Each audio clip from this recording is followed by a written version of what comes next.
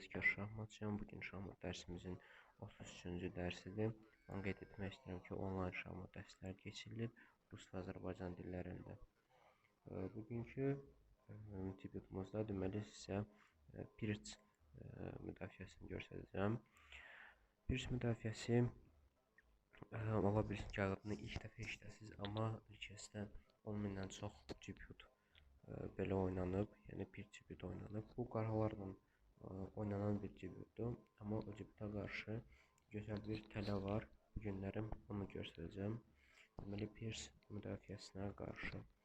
Deməli, necə başlayır? Ağlar standart E4 gediş eləyir, qaralar isə burada eləyirlər D6 gedişi.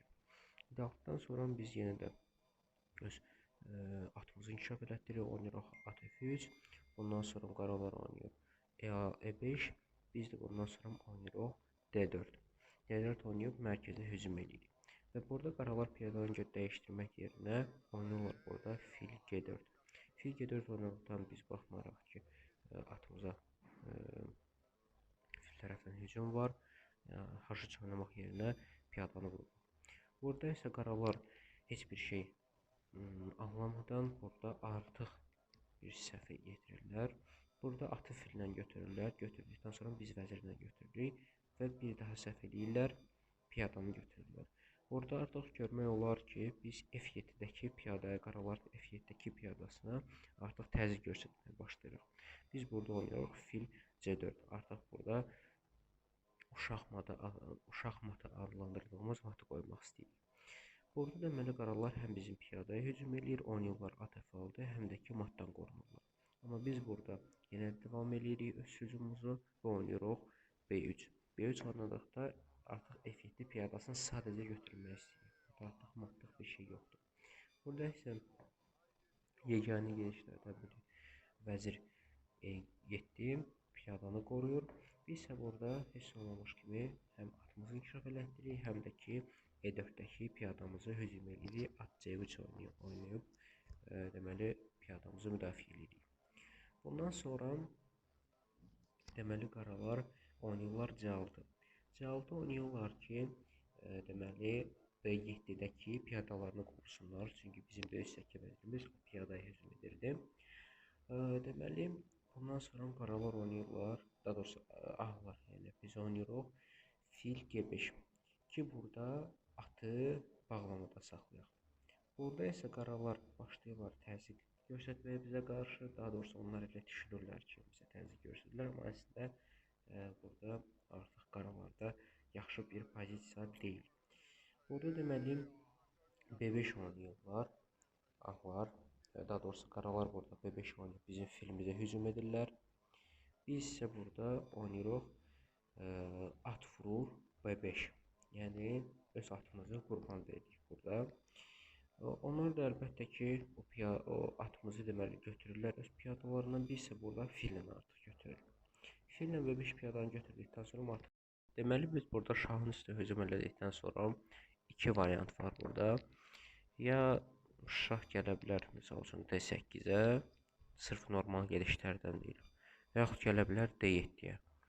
Yəni əlbəttə ki, burada at F6-dakı atla da oynamaq olar, amma yəni burada aydın məsələdir ki, biz vəziri götürürük, ona görə bu gedişə heç baxmırıq.